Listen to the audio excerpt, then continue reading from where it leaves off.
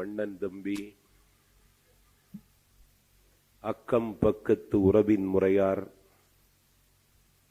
குயில் போல் பேசிடும் மனையாள் அன்பை கொட்டி வளர்க்கும் பிள்ளை சந்ததம் மறவா தந்தை தயமிக உடையாள் அன்னை அயலவர் ஆகும் வண்ணம் தமிழ் என் அன்பினில் உரைதல் கண்டீர். 10 நாள் சிலப்பதிகாரம் தொடர் சொற்பொழிவு ஆற்றுவதற்கான அரியதோர் வாய்ப்பு அடியேனுக்கு இன்று கிடைத்திருக்கிறது. ஆட்கொண்ட இயக்கத்தின் சார்பில் ஏற்பாடு செய்யப்பட்ட ஒரு பொதுக்கூட்டத்தில் விருத்தாசலத்திற்கு வருகை தந்த நேரம் கடற்கரையில் இருந்து கண்ணகி சிலை அகற்றப்பட்ட நேரம். பேசிய அரசியல் செய்திகளுக்கு மத்தியிலே கண்ணகி சிலை அகற்றப்பட்டதற்கு என்னுடைய கண்டனத்தை தெரிவித்து, தமிழ்நாட்டில் தமிழ் உணர்வு மங்கி போன காரணத்தினாலேதான் அடாத காரியங்களெல்லாம் அடுக்கடுக்காக நடைபெறுகிறது. உலகத்தின் முதல் வழக்கறிஞர் கண்ணகி பூம்புகார் கடற்கரையை விட்டு புறப்பட்டு வந்தவளுக்கு சென்னை கடற்கரையிலும் இடம் மறுக்கப்பட்டிருப்பது வேதனைக்குரியது. சிலப்பதிகாரம் ஊட்டிய செந்தமிழ் உணர்வை தமிழ்நாட்டின் 8 திசைகளிலும் கொண்டு சேர்க்க வேண்டிய வரலாற்று கட்டாயம் தமிழர்களின் தோளின் மீது திணிக்கப்பட்டிருக்கிறது. யாரும் அந்த கடமையை செய்ய முன்வராவிட்டால் 1000 அரசியல் அலுவல்கள் அடியேனுக்கு இருந்தாலும் ஒரு 10 நாள் சிலப்பதிகாரம் தொடர் சொற்பொழிவை தமிழ்நாட்டின் 10 திசைகளில் ஆற்றுவதற்கு நானே முன்வருவேன் என்று பேசிய பேச்சிலே நான் சொன்ன செய்தியை மனதிலே பதிய வைத்துக் கொண்டு, அடுத்த நாள் ஓவியர் மோகன் என்றைக்கு வருகிறாய், நாங்களே அந்த நிகழ்வை ஏற்பாடு செய்கிறோம் என்று விடாப்பிடியாக என்னை பிடித்துக் கொண்டார். நான் பேசுகிற பேச்சிலே நான் சொன்னேன், அது எனக்கு இப்படி வந்து முடியும் என்று தெரிந்திருந்தால் நான் இப்படி பேசியிருக்க மாட்டேன். இதைத்தான் இளங்கோவடிகள் சொல்லுகிறார்கள், ஊழ்வினை உறுத்து வந்து ஊட்டும் என்று.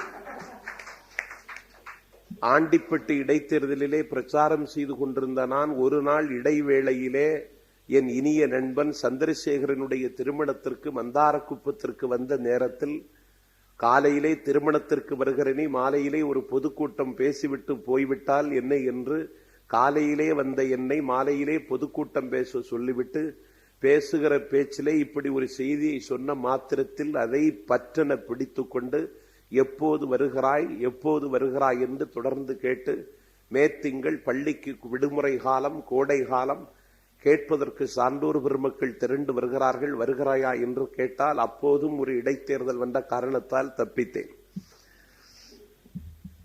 அதற்கு பிறகு தேதி தந்தே தீர வேண்டும் என்று வலுக்கட்டாயமாக ஓவியர் மோகன் அவர்களும் நாவி முத்து அவர்களும் தொடர்ந்து தொலைபேசியில் எனக்கு தொல்லை தர, ஏதோ இவன் பேசுவதற்கு தெரியாது, சும்மா கதை விடுகிறான் போல் இருக்கிறது என்று என்னுடைய அறிவின் மீது இவர்கள் என் மீது சந்தேகித்து விடுவார்களோ என்று, என்னுடைய அறிவுக்கு ஏதோ ஆபத்து வந்து விட்டது, அதுவும் விருத்தாசலத்திலே வந்திருக்கிறது என்று கருதி, அதை போக்கிக் கொள்வதற்கு உகந்ததோர் இடம் விருத்தாசலம் என்று கருதி நானும் பேசுவதற்கு ஒப்புக்கொண்டிருக்கிறேன்.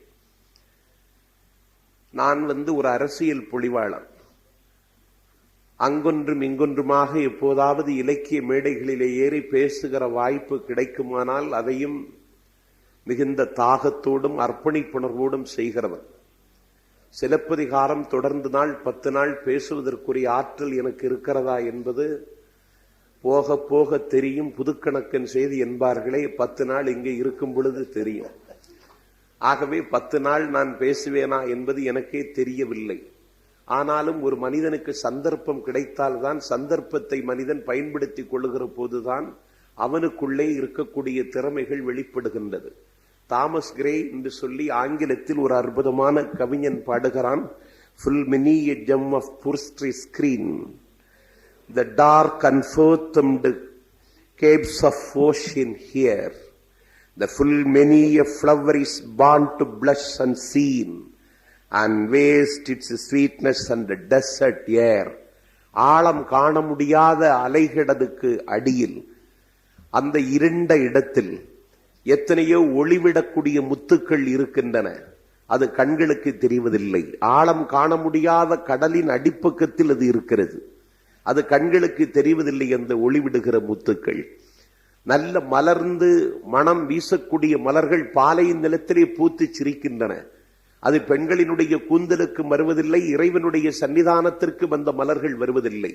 பாலை நிலத்திலே பூத்து வாடிவிடக்கூடிய மலர்களை மாதிரி ஆழம் காண முடியாத அலைகளரின் கீழே அகப்பட்டு கிடக்கின்ற முத்துக்கள் மாதிரி சந்தர்ப்பம் இல்லாத காரணத்தினாலே பல பேர் இந்த உலகத்தில் அடையாளம் தெரியாமல் காணாமல் போய்விட்டார்கள் என்று கல்லறைகளுக்கு பத்தியிலே நின்று கொண்டு தாமஸ் கிரே என்று சொல்லக்கூடிய ஆங்கில கவிஞன் பாடுகிறான்.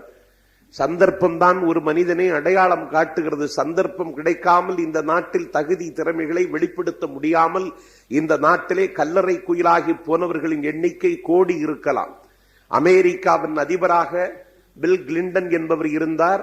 அவருடைய காதல் மனைவியினுடைய பெயர் ஹிலாரி கிளின்டன். ஒரு படகு காரிலே அமெரிக்காவின் அதிபர் கிளின்டனும் அவருடைய காதல் மனைவி ஹிலாரியும் ஒரு பச்சை நிற படகு காரில் நியூயார்க் வீதிகளில் வலம் வந்து கொண்டிருக்கிறார்கள். காருக்கு பெட்ரோல் தீர்ந்து விட்டது. உடனடியாக ஒரு பெட்ரோல் பங்க் அருகே காரை நிறுத்தி அதிபரின் காருக்கு பெட்ரோல் நிரப்பப்படுகிறது. காரின் முன் இருக்கையிலே அதிபரினுடைய மனைவி ஹிலாரி உட்கார்ந்திருக்கிறார். பெட்ரோல் நிரப்புகிற ஊழியன் அந்த காருக்குள்ளே உற்று கவனிக்கிறான். அகிலத்தை ஆட்டி பிடிக்கக்கூடிய அரை உலகம் என்று பேசப்படுகிற அமெரிக்காவின் அதிபரின் மனைவி ஹிலாரி உட்கார்ந்திருக்கிறார். இவன் கண்ணாடியை தட்டினான். உடனே ஹிலாரி கண்ணாடியை ஒரு இன்ச்சு கீழே இறக்கி கொடுத்தாள். இவன் வாய் நிறைய புன்னகையோடு அமெரிக்க அதிபரின் மனைவி இடத்திலே பெட்ரோல் பங்கிலே வேலை பார்க்கக்கூடிய ஊழியக்காரன் கேட்டான், ஹவாரி ஹிலாரி, நீ எப்படி இருக்கிறாய்? அவள் சொன்னாள், ஐ ஆம் ஃபைன், நான் நன்றாக இருக்கிறேன். அவள் திருப்பி இவனிடத்திலே கேட்டால், நீ எப்படி இருக்கிறாய்? நானும் நன்றாக இருக்கிறேன் என்று பதில் சொன்னான்.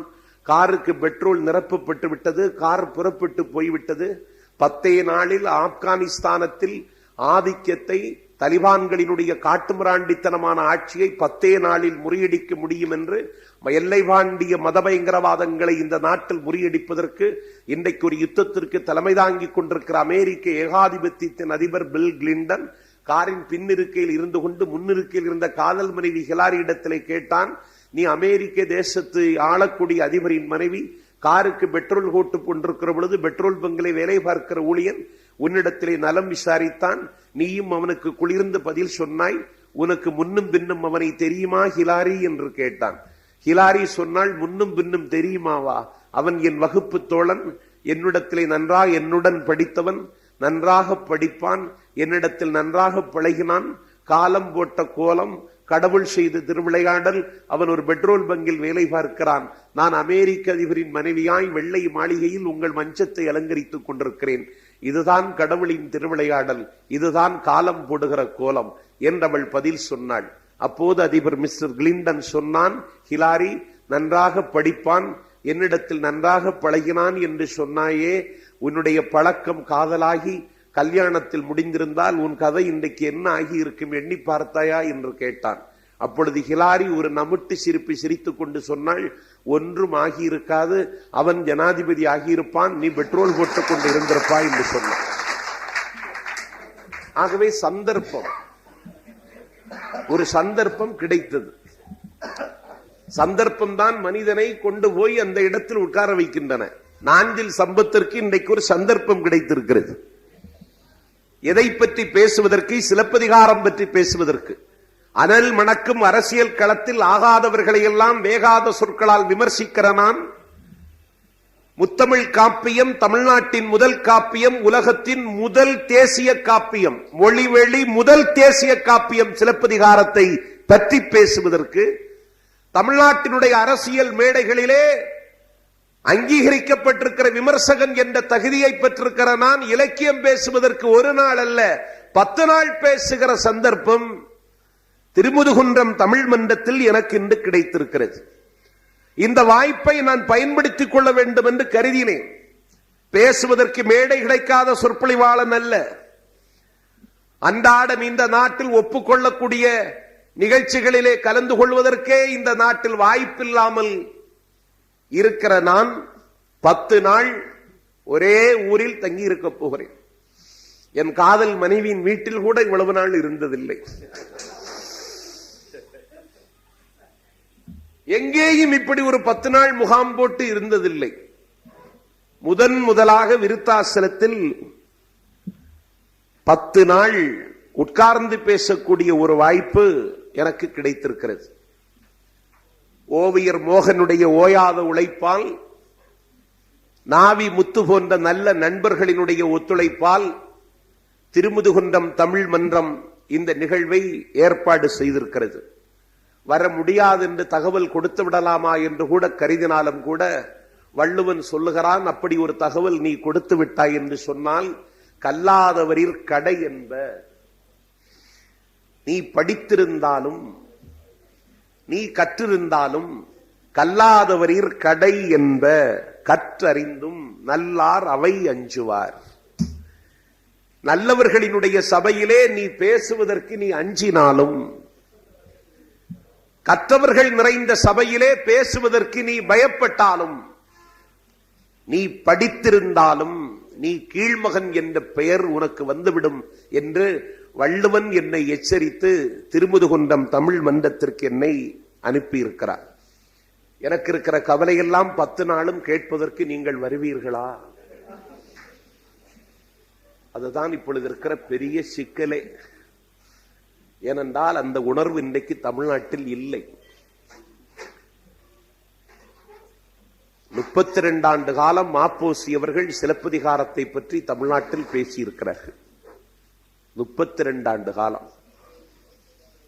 மயிலாப்பூர் இலக்கிய வட்டத்தின் சார்பில் பேராசிரியர் மெய்கண்டார் அவர்களினுடைய தலைமையில் ஓராண்டு காலம் சிலப்பதிகாரத்தை பற்றி ஆராய்ச்சி சொற்பொழிவை சிலம்பு செல்வர் மாப்போசி அவர்கள் நிகழ்த்தியிருக்கிறார்கள். அன்றைக்கு தமிழ் பேசினால் தமிழை கேட்பதற்கு தமிழர்கள் இந்த நாட்டில் காத்து கிடந்தார்கள்.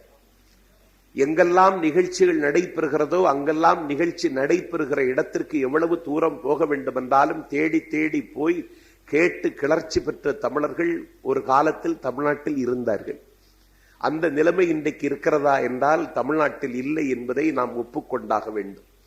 நாகர்கோவிலிலே இந்து கல்லூரியிலே படித்த நாஞ்சில் சம்பத் மதுரையிலே ஆட்கொண்ட இயக்கத்தை சார்ந்த ஒருவன் பேசுகிறான் என்றால் 350 கிலோமீட்டர் பயணம் செய்து ஒரு பேச்சை கேட்பதற்கு, கல்லூரி மாணவனாக இருந்த காலத்தில் ஒரு மேடை சொற்பொழிவாளன் பேச்சை கேட்பதற்கு நானே 350 கிலோமீட்டர் தூரம் போய் பேச்சை கேட்டுவிட்டு அடுத்த நாள் கல்லூரிக்கு மீண்டும் போயிருக்கிறேன். நான் இப்படி ஒரு ஆள் பேசுகிறார் என்றால் அந்த பேச்சை கேட்பதற்கு மிதிவண்டி எடுத்துக்கொண்டு, கார் எடுத்துக்கொண்டு, பேருந்திலை பயணம் செய்து 40 கிலோமீட்டர், 50 கிலோமீட்டர், 75 கிலோமீட்டர் என்று நீண்ட தூரமானாலும் அந்த பேச்சை கேட்டு அதிலே கிளர்ச்சி பெற்ற தமிழர்கள் ஒரு காலத்தில் தமிழ்நாட்டில் இருந்தார்கள். அந்த தமிழர்கள் தமிழ்நாட்டில் இல்லை என்பது வெட்கக்கேடு என்பதல்ல, வேதனைப்பாடு.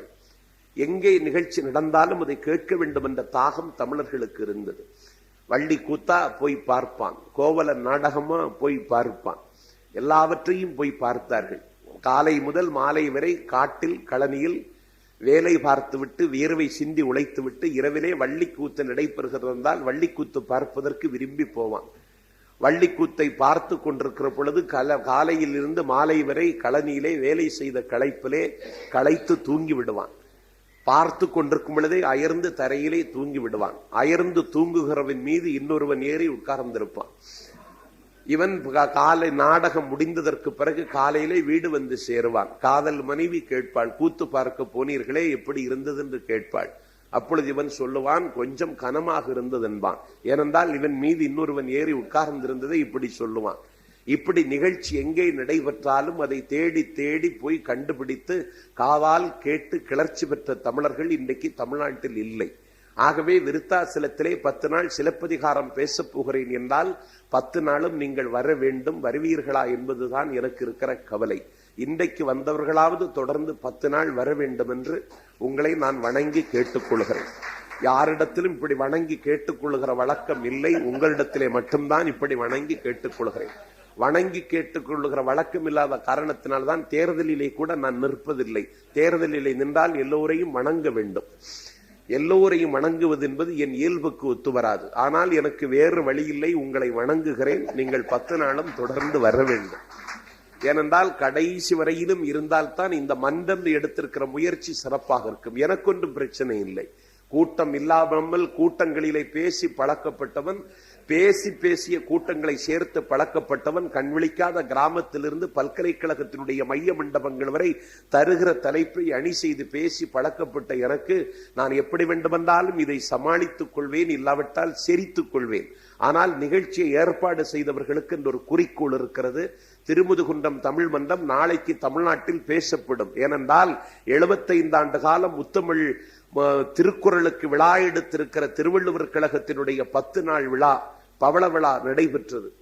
இப்பொழுது மே திங்கள் 26ஆம் தேதியிலிருந்து ஜூன் திங்கள் 4ஆம் தேதி வரை, கடந்த 31ஆம் தேதி கம்பர் காட்டும் வள்ளுவர் என்ற தலைப்பில் தென்காசி திருவள்ளுவர் கழகத்தில் பேசினேன். 75 ஆண்டு காலம் தமிழ்நாட்டில் அதுதான் மூத்த சபை. அதே போன்ற ஒரு பெருமை மிகுந்த சபையாக திருமுதுகுன்றம் தமிழ் மன்றம் மாற வேண்டும். அப்படி ஒரு மாற்றம் வருவதற்கு, அப்படி ஒரு மறுமலர்ச்சி திருமுதுகுன்றம் தமிழ் மன்றம் வருவதற்கு இந்த 10 நாள் சிலப்பதிகார தொடர் சொற்பொழிவு பயன்படும் என்று நான் நம்புகிறேன்.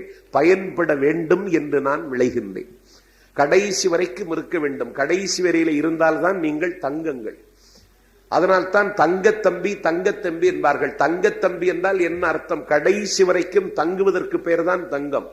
6000 அடி பள்ளத்திலே ஊடுருவி தங்கத்தை அப்படி வெட்டி கொண்டு வருவதில்லை. கட்டி தங்கம் வெட்டி எடுத்து என்று கண்ணதாசன் பாடுவானே, அப்படி ஒன்றும் கட்டி தங்கம் வெட்டி எடுத்து கொண்டு வர மாட்டார்கள்.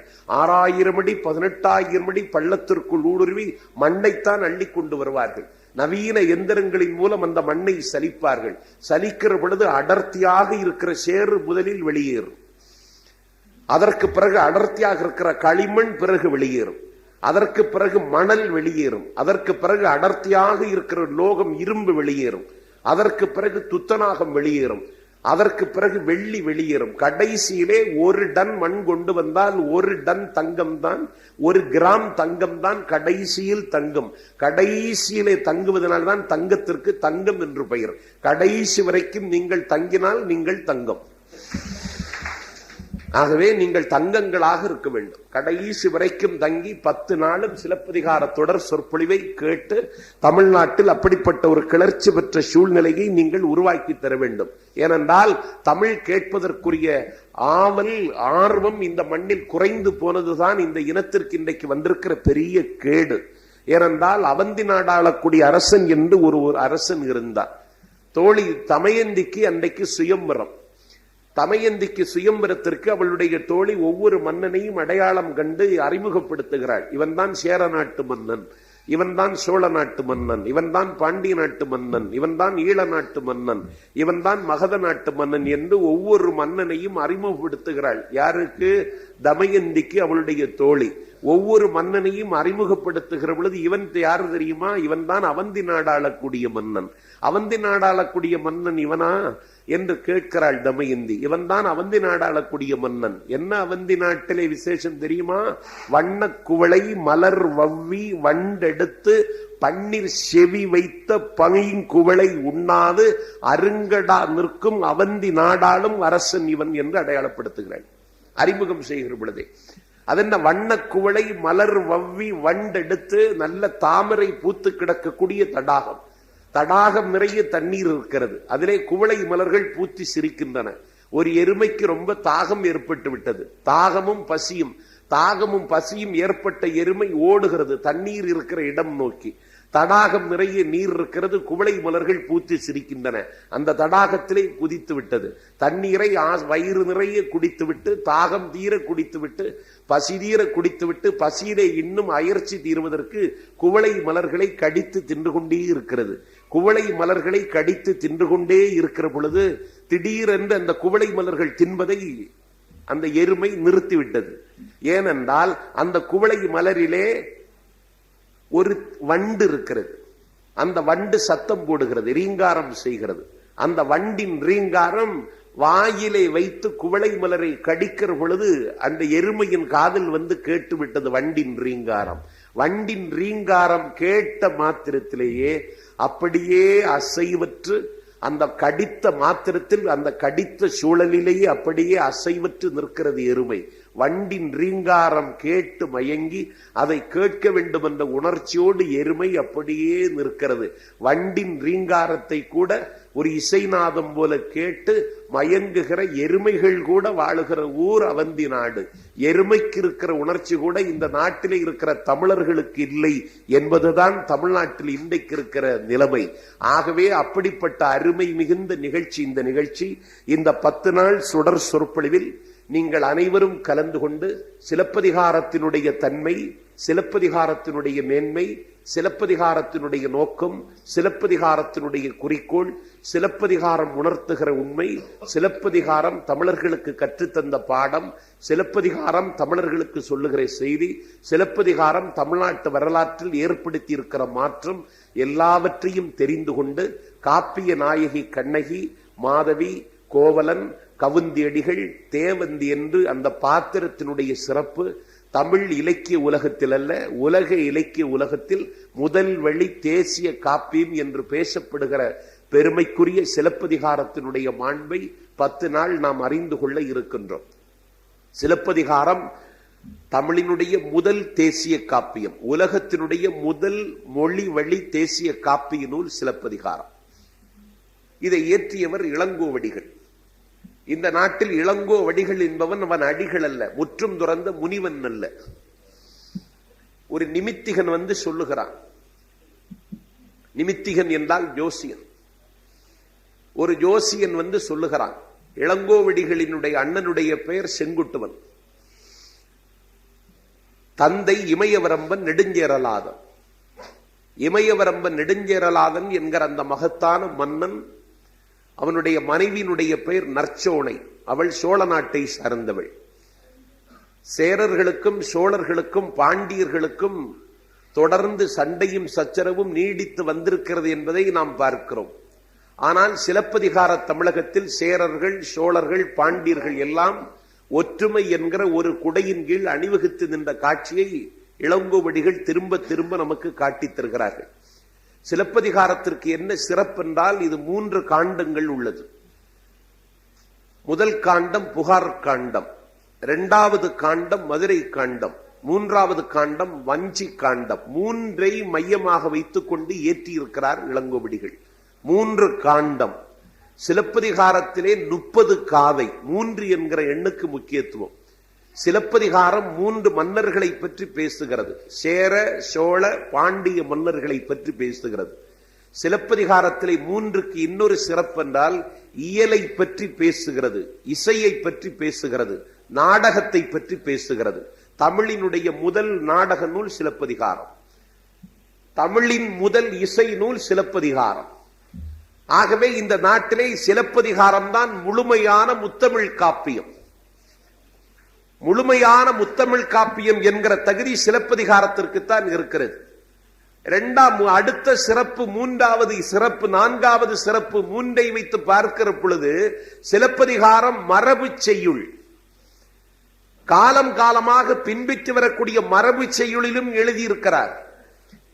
இந்த நாட்டிலே நடைமுறை காலத்தில் இருக்கின்ற தமிழிலும் அவன் எழுதியிருக்கிறான். உரையிடையிட்ட பாட்டுடை செய்யுள் என்ற வகையிலும் அவன் சிலப்பதிகாரத்தை எழுதியிருக்கிறான். The language style, மொழி நடை 3 வகையாக இருக்கிறது. தமிழினுடைய இயல்பாக இருக்கக்கூடிய இயலை, இசையை, நாடகத்தை சொல்லுகிறது. தமிழின் நாட்டிலே இருந்த சேர, சோழ, பாண்டியர் என்று 3 மன்னவர்களை பேசுகிறது. தமிழ்நாட்டினுடைய மூத்த நகரங்கள், புகழ் மிகுந்த நகரங்கள், அகிலத்தின் கவனத்தை கவர்ந்த நகரங்கள் என்று பேசப்பட்ட காவிரிப்பூம்பட்டினம், இது சோழ நாட்டின் தலைநகரம். சேர நாட்டின் தலைநகரம் வஞ்சியை பற்றி பேசுகிறது. பாண்டிய நாட்டின் தலைநகரம் மதுரையை பற்றி பேசுகிறது. 3 நகரங்களை பற்றி பேசுகிறது. 3 வேந்தர்களை பற்றி பேசுகிறது. 3 தமிழை பற்றி பேசுகிறது. மொழியிலே 3 இயல்பை குறித்து பேசுகிறது. 3 பகுத்து 3 காண்டங்களை பற்றி பேசுகிறது. 30 காதைகளை பற்றி பேசுகிறது. மூவேந்தர், முக்கடி, முக்கனி என மும்முரசு ஆர்த்தவர் தமிழர். அவர் வாழ்ந்த தமிழ் வாழ்வுக்கு 3 எழுத்து. வாழ்விற்கு அடிப்படையாம் அன்பிற்கு முன்றெழுத்து, அன்பிற்கு துணை நிற்கும் அறிவிற்கு முன்றெழுத்து, அறிவார்ந்தோர் இடையிலும் காதலுக்கு முன்றெழுத்து, காதலர்கள் போற்றி நின்ற கடுவீரம் முன்றெழுத்து, வீரம் விளைக்கின்ற களம் முன்றெழுத்து, களம் சென்று காணுகின்ற வெற்றி முன்றெழுத்து. வெற்றிக்கு நம்மையெல்லாம் அழைத்து செல்லும் அமைமிகு அண்ணா மூன்றெழுத்தென்று மூன்றெழுத்தென்று பெருமையை கலைஞர் பாடுவதைப் போல மூன்றெழுத்தை மையமாக வைத்துக் கொண்டு இந்த முத்தமிழ் காப்பியத்தை இளங்கோவடிகள் நமக்கு யாத்து தந்திருக்கிறார்கள். இளங்கோவடிகள் இந்த காப்பியத்தை எழுத வேண்டிய காரணம் என்ன? ஏன் இப்படி ஒரு காப்பியத்தை அவன் எழுதினான்? அதையும் நான் ஏன் விருத்தாசலத்திலே வந்து பேசுகிறேன்? விருத்தாசலம் இந்த நாட்டில் தமிழ் வழங்கிய தலைநகரங்களில் ஒன்றாக இருந்த உலகம் இந்த உலகம். இதற்கு பெயர் விருத்த காசி என்று பெயர். விருத்தாசலத்திலே இருந்தவர்கள் காசிக்கு சென்றதில்லை. இப்போது யாராவது அப்படி காசிக்கு சென்றால் அது பெரும் பிழை. விருத்தாசலத்திலே இருப்பவனுக்கு காசி தேவையில்லை. இதுவே காசியை காட்டிலும் உன்னதமான நகரமாக ஒரு காலகட்டத்தில் பேசப்பட்ட நகரம் என்று கச்சியப்ப சிவாச்சாரியார் அவர்கள் கந்தபுராணத்திலே பேசுகிறார்கள். விருத்தாசலத்திலே இறந்து போகிறவனை இந்த நாட்டில் தன்னுடைய மடியின் மீது கிடத்தி அம்பாளினுடைய முந்தானையால் வீசி இறைவன் தன்னுடைய கோலத்தை அவர்களுக்கு காட்சி தருவான் என்று பேசப்படுகின்ற காரணத்தால் இதற்கு விருத்த காசி என்று பெயர் பெற்ற நகரம் இந்த நகரம். விருத்த காசி என்று பெயர் பெற்ற இந்த நகரம் பழமலை என்றும் வரலாற்றில் பேசப்படுகின்றது. இதை பாடி பரவிய சமய குறவர்கள் இதற்கு திருமுதுகு மன்றம் என்றே அழைத்திருக்கிறார்கள். பழமலை என்றும் பைந்தமிழ் நாட்டில் இந்த ஊருக்கு ஒரு பெயர் இருந்திருக்கிறது. இன்றைக்கும் அந்த மலை கண்ணுக்கு தெரியாவிட்டாலும் மண்ணில் அந்த மலை எழுந்து நிற்கிறது, மண்ணுக்கடியில் என்றொரு நம்பிக்கை இருக்கிறது. ஆகவே இந்த நாட்டிலே சமயக்குறவர்கள் அப்பர், சம்பந்தர், சுந்தரர் பாடியது போதாமல் அருணகிரிநாதர் அவர்களினுடைய திருப்புகளும் இங்கே பாடப்பட்டிருக்கிறது. இந்த நாட்டில் கச்சியப்ப சிவாச்சாரியார் கந்தபுராணத்தில் திருமுதுகு மன்றத்தை பற்றி பேசுகிறார். அதையும் தாண்டி சிவப்பிரகாச சுவாமிகள் இந்த மண்ணை சிலாகித்து பேசியிருக்கிறார்கள். நாஞ்சில் சம்பத் என்கிற இந்த எளியவன் விருத்தாசலத்திலே சிலப்பதிகாரத்தை பேச ஒப்புக்கொண்டதற்கு காரணம், விருத்தாசலத்திலே பேசினால் தமிழ்நாட்டின் எல்லா திசைகளிலும் இந்த செய்தி போய் எட்டும் என்று எனக்கு ஒரு நம்பிக்கை இருக்கிறது. அந்த நம்பிக்கைக்கு என்ன காரணம் என்றால், சுந்தரர் பறவையாருக்கு வேண்டி விருத்தகிரீஸ்வரர் சன்னிதானத்திலே போய் நின்று பொன் காசு பெற்றதற்கு பிறகு இங்கே இருக்கிற மணிமுத்தாறு நதியிலே போட்டான். மணிமுத்தாறு நதியிலே போட்ட காசை திருவாரூர் கமலாலயத்திலே போய் எடுத்தான் என்று இங்கே ஒரு நம்பிக்கை இருக்கிறது. ஆகவே இங்கே போட்ட காசு திருவாரூர் கமலாலயத்திலே போய் எடுக்க முடியும் என்றால் இங்கே பேசுகிற பேச்சை திருத்தணியிலும் போய் கேட்க முடியும் என்ற நம்பிக்கை எனக்கு இருக்கிறது. ஆகவே அப்படிப்பட்ட புகழ் பெற்ற விருத்தாசலம் என்று சொல்லக்கூடிய இந்த மகத்தான நகரத்தில் இன்றைக்கு நாம் சிலப்பதிகாரத்தை பற்றி பேசுவதற்கு நாம் இங்கே கூடியிருக்கிறோம். இந்த உணர்வை பகிர்ந்து கொள்வதன் மூலமும், இந்த உணர்வை நான் பேசிக் கொள்வதன் மூலமும், நீங்கள் அதை கேட்டுக்கொள்வதன் மூலமும் ஏதோ உங்களை காட்டிலும் நான் உன்னதமானவன் என்று கருதி அல்ல, முகத்துக்கு முகம் இதயத்திற்கு இதயம் இருந்து தமிழ்நாட்டினுடைய முதல் காப்பியத்தை பற்றி பேசுவது தமிழ்நாட்டுக்கு இப்போதைக்கு நல்லது என்ற உணர்வோடுதான் நாம் இங்கே கூடியிருக்கிறோம். மகாபாரதம் 10 நாள் பேசுகிறார்கள். அதிலே நம்ம எனக்கு ஒன்றும் உடன்பாடு இல்லை என்பதல்ல. ராமாயணத்தை இந்த நாள் 10 நாள் பேசுகிறார்கள். ராமாயணத்தை பேசுவதற்கு ஆள் உண்டு, மகாபாரதம் பற்றி பேசுவதற்கு ஆள் உண்டு, கச்சியப்ப சிவாச்சாரியாரினுடைய கந்தபுராணம் பற்றி பேசுவதற்கு ஆள் உண்டு. ஆனால் சிலப்பதிகாரத்தை பற்றி பேசுவதற்கு இப்பொழுது தமிழ்நாட்டில் ஆள் இல்லை என்ற குறை இருக்கக்கூடாது. அந்த குறையை இட்டு நிரப்புவதற்கு, அந்த கடமையை செய்வதற்கு மனம் உவந்து நான் இங்கே வந்திருக்கிறேன். இந்த நாட்டில் மாப்போசி என்று சொல்லக்கூடிய அந்த மகத்தான மனிதன் 32 ஆண்டு காலம் சிலப்பதிகாரத்தை பற்றி பேசினார். மயிலாப்பூரில் இலக்கிய வட்டத்தில் மெய்கண்டார் என்று சொல்லக்கூடிய பேராசிரியர் தலைமையில் 1 வருட காலம் அவர் ஆராய்ச்சி சொற்பொழிவுகளை நிகழ்த்தி இருக்கிறார். 3ஆம் வகுப்பு வரைக்கும் தான் படித்தார் அந்த மனிதர். எழுத்தை எண்ணி படித்து அச்சகத்திலே வேலைக்கு சேர்ந்து இலக்கியங்களின் சிகரங்களை தொட்டு இந்தியாவிற்கான விடுதலை போராட்டம் வெடிச்சு திதறிய காலகட்டத்தில் கைது செய்யப்பட்டு மகாராஷ்டிர மாநிலம் அமராவதி என்று சொல்லக்கூடிய இடத்தில் கராக்கிரகத்தில் அடைக்கப்பட்டிருந்த காலத்திலேதான் சிலப்பதிகாரத்தை சிறைக்குள்ளே இருந்து படித்து சிலப்பதிகாரத்திற்கு அவர் வாழ்ந்த காலத்தில் மட்டுமல்ல, இன்றைக்கும் சிலப்பதிகாரத்திற்கு தேர்ந்த ஒரு அறிஞன் என்று பேசப்படுகிற பெருமையை மாப்போசி அவர்கள் பெற்றார்கள். ஆகவே சிறையிலே யாராவது அடைத்தால் இப்படியெல்லாம் சில பலன் கிடைக்கிறது என்பதை மாப்போசி இந்த நாட்டில் அமராவதி சிறையில் இருந்த பொழுது இந்த உண்மை நமக்கு கிடைத்திருக்கிறது. ஏனென்றால் பண்டிட் ஜவஹர்லால் நேருவை நைனிடால் சிறையில் 10 ஆண்டுகள் அடைத்த பிறகுதான் the glimpses of the world history, the discovery of the India என்று உலக வரலாற்றை தெரிந்து கொள்ளக்கூடிய உன்னதமான 2 புத்தகங்கள் இந்த நாட்டில் உலகத்திற்கு கிடைத்தது. ஆகவே சிறையிலே இருந்தால் இந்த நாட்டில் ஒருவனுடைய உணர்வு சின்னாபின்னமாகி விடாது. சிறையிலே இருந்தால் ஒருவனை இந்த நாட்டில் சிதைத்து விட முடியாது. அமராவதி சிறையில் இருந்த காரணத்தினால் மாப்போசி சிலப்பதிகாரத்தை படிக்க முடிந்தது. சிலப்பதிகாரத்திற்கு தமிழ்நாட்டில் ஒரு வேள்வி செய்ய முடிந்தது. 32 ஆண்டு காலம் இந்த நாட்டில் சிலப்பதிகாரத்தை பற்றி பேச முடிந்தது. சிலப்பதிகாரம் காண விரும்பிய தமிழ்நாட்டிலே படைக்க வேண்டும் என்கிற எண்ணம் அவருக்கு இருந்தது. அந்த அடிப்படையில் அவர் தமிழ்நாட்டின் தலைநகரத்தில் சிலப்பதிகார மகாநாடு கூட நடத்தினார்கள். சிலப்பதிகாரத்தை பற்றி பேசுவதும் கண்ணகியை பற்றி பேசுவதும் தேவைதானா என்று திராவிடர் கழகமும் திராவிட முன்னேற்ற கழகமும் ஒரு காலகட்டத்தில் கேட்டதாகவும், பிறகு மாப்போசி அவர்கள் ஏற்பாடு செய்த சிலப்பதிகார மகாநாட்டில் திராவிட இயக்கத்தினுடைய தலைவர்கள் வந்து கலந்து கொண்டதாகவும், காலம் அந்த காயங்களை எல்லாம் மாற்றிவிட்டதாகவும் சிலப்பதிகார யாத்திரை என்கிற புத்தகத்திலே மாப்போசி அவர்கள் எழுதியிருக்கிறார்கள். ஆகவே சிலப்பதிகாரம் தமிழர்களை ஒன்றுபடுத்துவதற்கு, தமிழன் மத்தியிலே ஒருமையை உணர்ச்சியை உருவாக்குவதற்கு, மதங்களால் சாதிகளால் பேதப்பட்டு கிடக்கக்கூடிய தமிழர்களை ஒரு திசையின் கீழ் கொண்டு வருவதற்கு இந்த நாட்டில் ஒரு நூல் உதவும் என்றால் அப்படி உதவக்கூடிய உன்னதமான நூலுக்கு இந்த நாட்டில் சிலப்பதிகாரம் என்று பெயர். ஏனென்றால் சமண சமயத்தை பற்றியும் இளங்கோவடிகள் பேசுகிறார்கள், பௌத்த சமயத்தை பற்றியும் இளங்கோவடிகள் பேசுகிறார்கள், சைவ சமயத்தை பற்றியும் இளங்கோவடிகள் பேசுகிறார்கள், வைணவ சமயத்தை பற்றியும் இந்த நாட்டில் இளங்கோவடிகள் பேசுகிறார்கள். இளங்கோவடிகளே சமண சமயத்தை சார்ந்தவராகத்தான் இருக்க முடியுமோ என்று ஒரு ஆராய்ச்சி கூட இந்த மண்ணில் இன்றைக்கு பேசப்படுகிறது. 10 நாள் சொற்பொழிவில் அப்படிப்பட்ட ஆராய்ச்சி குறிப்புகளை எல்லாம் நான் இங்கே விவாதிக்க போவதில்லை, விவாதிக்க விரும்பவில்லை. அது தேவையில்லை என்று கருதுகிறேன். இன்னும் சிலப்பதிகாரத்தை ஆய்வு செய்தவர்கள் சிலப்பதிகாரத்தில் வஞ்சிக்காண்டம் வேண்டுமா என்று இந்த நாட்டிலே கேள்வி எழுப்பி இருக்கிறார்கள். ஆகவே சிலப்பதிகாரத்திலே வஞ்சிக்காண்ட வேண்டுமா என்று ஒரு கேள்வியை எழுப்பி அதற்கு பதில் சொல்லக்கூடிய பாங்கிலே இந்த அவையை ஒரு ஆராய்ச்சி குறிப்பை வெளிப்படுத்தக்கூடிய அவையாக மாற்றிக்கொள்வதற்கும் நான் விரும்பவில்லை, அது தேவையில்லை என்று கருதுகிறேன்.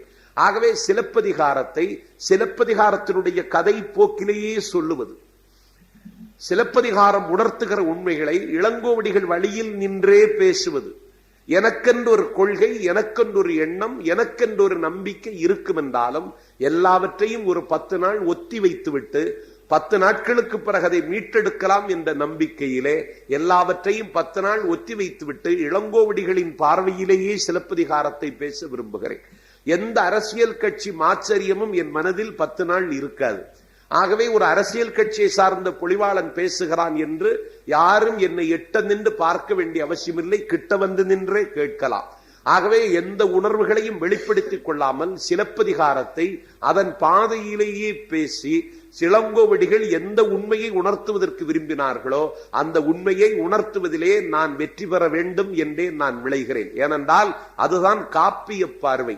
பாரதி சொல்லுவான், 1000 காவியங்கள் கற்பினும் ஆழ்ந்திருக்கும் கவியுள்ளம் காண்கிறார் என்று சொன்னான். ஒரு காப்பியத்தை கற்கிற பொழுது காப்பியத்தை படைத்த காப்பிய ஆசிரியன் எதை சுட்ட விரும்புகிறானோ, எதை சொல்ல விரும்புகிறானோ அதை சொல்லுவதுதான் காப்பியத்தை படிப்பவனுடைய நோக்கமாக அல்ல, காப்பியத்தை பரப்புகிறவன் எண்ணமாக இருக்க வேண்டும்.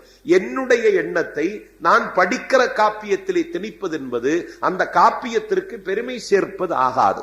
ஆகவே காப்பிய பார்வை எதுவோ, காப்பிய கரு எதுவோ, காப்பிய உரு எதுவோ அதற்கு சிதையாமல் அதன் போக்கிலேயே பேச வேண்டும் என்றே நான் விரும்புகிறேன். ஆகவே இந்த நாட்டிலே அப்படிப்பட்ட ஒரு முத்தமிழ் காப்பியத்தை முதலிலே தந்தான் எங்கள் இளங்கோவடிகள். இந்த நாட்டில் பாரதிக்கு ஒரு இருமாந்த நெஞ்சம் இருந்தது, பாரதிக்கு இந்த நாட்டில் ஒரு தன்னம்பிக்கை இருந்தது. ஒரு அமரத்துவம் பெற்றுவிட்ட சாதி தமிழ் சாதி என்று சொல்லக்கூடிய நம்பிக்கை இந்த நாட்டில் பாரதியாருக்கு இருந்தது. திருவல்லிக்கேணி யானை தின்று திரிந்து விட்ட தமிழ் கரும்பு பாரதி. 20 நூற்றாண்டுகளுக்கு பிறகு தமிழினுடைய சோம்பலை முறித்தவன் இந்த நாட்டில் பாரதிதான். என்னை கேட்டால் தமிழின் சோம்பலை நூற்றாண்டுகளுக்கு பிறகு முறித்த முதல் கவிஞன் இளங்கோவடிகளாக இருந்தால் பல நூற்றாண்டுகளுக்கு முறித்தவன் பாரதி. அவனுக்கு இந்த நாட்டிலே தமிழ் சாதி அழியாது, இது அமரத்துவம் பெற்ற சாதி. தமிழனுக்கும் தமிழுக்கும் எந்த காலத்திலும் அழிவு ஏற்படுவதற்கு வாய்ப்பே இல்லை. 1000 சோதனைகள் வரலாம், 1000 சங்கடங்கள் வரலாம், 1000 அல்லல்கள் ஐப்பசி மாதத்தை அடைமழையாக தொடர்ந்து நம்மை துரத்தலாம். ஆனாலும் தமிழ் சாதி அழியாது, இது அமரத்துவம் பெற்ற சாதி என்கிற அசைக்க முடியாத நம்பிக்கையும் இருமாப்பும் யுகக்கவிஞன் பாரதிக்கு இருந்ததென்றால், பாரதி சொல்லுகிறான், எனக்கு ஏன் அந்த நம்பிக்கை இருந்ததென்றால் சிலப்பதிகார செய்யுளை கருதியும் என்று பேசுகிறார்.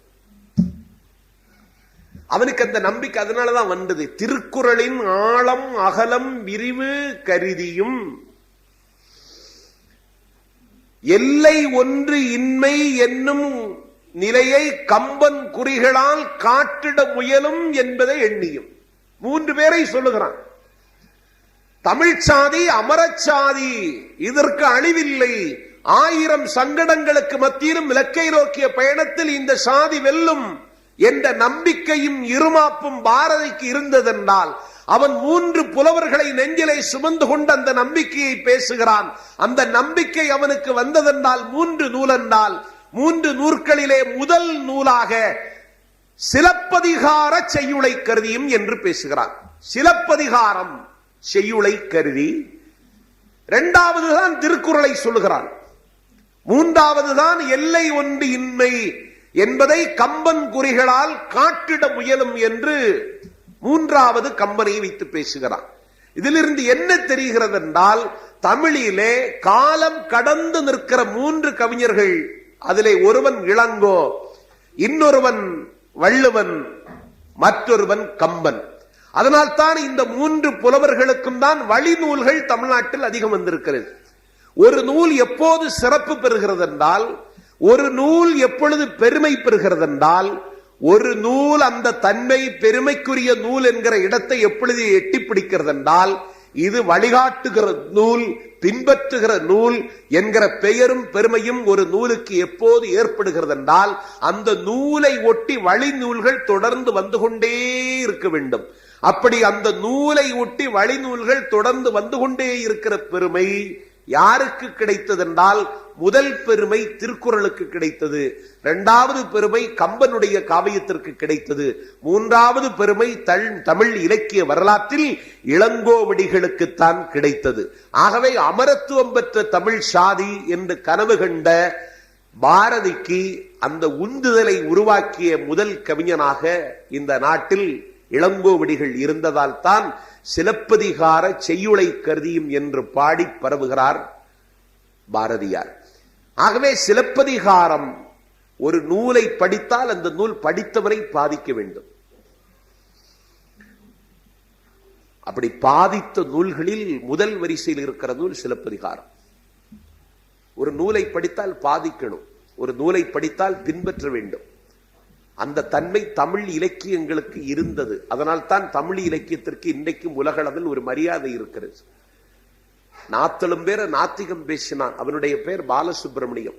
1957 என்று கருதுகிறேன், திருநெல்வேலியிலே நடைபெற்ற சுயமரியாதை மகாநாட்டில் கடவுள் இல்லை என்று நாத்திக தீர்மானத்தை முன்மொழிந்தவனுடைய பெயர் பாலசுப்பிரமணியம். அந்த பாலசுப்பிரமணியம் என்று நாத்திகம், கடவுள் இல்லை என்கிற தீர்மானத்தை முன்மொழிந்தவன் பிறகு என்ன செய்தான் என்றால், அந்த MK பாலசுப்பிரமணியம் என்ற பெரியவர் ஒரு நாள் திருவாசகத்தை எடுத்து படித்து விட்டான். திருவாசகத்தை எடுத்து படித்ததற்கு பிறகு என்ன ஆனான் என்றால், கடவுள் இல்லை என்று சுயமரியாதை மகாநாட்டிலே தீர்மானம் கொண்டு வந்த அந்த பெரியவர் கடைசியில் தன்னுடைய பெயரை திருவாசகமணி பாலசுப்பிரமணியம் என்று மாற்றிக்கொண்டான். ஒரு நூல் அவனை மாற்றிவிட்டது. இதுதான் அந்த நூலுக்கு இருக்கிற தன்மை. மாப்போசியை இந்த நூல் மாற்றி இருக்கிறது. அதை பின்பற்றி பல சான்றோர் பெருமக்களை திருக்குறள் மாற்றிவிட்டது. திருவாசகம் அவரை மாற்றிவிட்டது. பிறகு என்ன தெரியுமா, திருவாசகத்துக்கு ஆங்கிலத்தில் மொழிபெயர்த்தவர்களிலே அந்த திருவாசகமணி பாலசுப்பிரமணியம் மொழிபெயர்த்த மொழிபெயர்ப்புதான் ஆங்கில மொழிபெயர்ப்பில் உன்னதமானது என்பதை உலகம் இன்றைக்கு ஒப்புக்கொண்டிருக்கிறது. ஆகவே ஒரு நூல் மனிதனை மாற்ற வேண்டும். 10 நாள் சிலப்பதிகார சொற்பொழிவு பேசி முடித்ததற்கு பிறகு நம்மிலே ஒரு மாற்றம் பிறக்க வேண்டும். ஆகவே இந்த தன்மையை ஒரு நூலால் உருவாக்க முடியும். அப்படி உருவாக்க உள்ள வல்லமை உள்ள நூல் சிலப்பதிகாரமாக இருக்கிற காரணத்தால் தான் சிலப்பதிகாரத்தை பேசுவதற்கு நானும் கொஞ்சம் இசைந்தேன். பூம்புகார் கடற்கரை விட்டு புறப்பட்டு போனவளுக்கு இன்றைக்கு சென்னை கடற்கரையிலும் இடமில்லை. ஆங்கிலேயனாக இருந்த நீல் என்று சொல்லக்கூடியவனுடைய சிலையின் காலடியிலே எங்கள் கண்ணகி விழுந்து கிடக்கிறாள். மனத்தை கவலை அரித்து தின்னுகிறது. இதில் அரசியல் இல்லை. எனக்கு முன்னால் பேசியவர்கள் சொன்னார்கள், ஒரு ஜோசியன் சொன்னான் இந்த சிலை இங்கே நிற்பது நல்லதல்ல என்று. ஜோசியன் சொன்னதை நம்ப முடியாது என்று சொன்னான் இளங்கோவடிகள். நம்ப முடியாதுன்னு சொல்லிட்டான். இங்கதான் கதை ஆரம்பமாகுது. கதையில் இருந்து நம்ம நாளைக்கு தான் பயணம் தொடர்கிறோம். இன்னைக்கு நம்ம முகவரி பேசுகிறோம். ஒரு மணிமாடத்தில் உட்கார்ந்திருக்கிறான் மன்னவன். சேரலாதன் இமயவரம்பன் இருக்கிறான். அவனுடைய செல்வ பிள்ளைகள் 2 பேரும் இருக்கிறார்கள். மூத்தவனுடைய பெயர்தான் செங்குட்டுவன், இளையவனுடைய பெயர் இளங்கோ. இளையவனாக இருப்பதால் இளங்கோ என்று பெயர். இது காரண பெயர் மாதிரி இருக்கிறது. குதித்து குதித்து ஓடுவதால் குதிரை, அம்மி அம்மி அரைப்பதனால்தான் அம்மி, உடம்பே கால்களாக கொண்டு ஊறுவதால் தான் பாம்புக்கு பாம்பு என்று பெயர். இந்த நாட்டில் இளையவனாக இருந்ததால் அவனுக்கு இளங்கோ என்று அவனை அழைத்தார்கள். மூத்தவனுடைய பெயர் செங்குட்டுவன், இளையவனுடைய பெயர் இளங்கோ. மன்னவனுடைய பெயர் சேரலாதன் இமயவரம்பன். அவனுடைய காதல் மனைவியினுடைய பெயர் நற்சோனை. அவள் சோழ நாட்டை சார்ந்தவள். மணிமண்டபத்தில் உட்கார்ந்திருக்கிறான் மன்னவன். நிமித்திகம் உள்ள நுழைஞ்சிட்டான். நிமித்திகன்னா ஜோசியன். உலகத்திலே அதிகாரம் பெற்ற கூட்டம் அவர்கள் தான். இன்னைக்கும்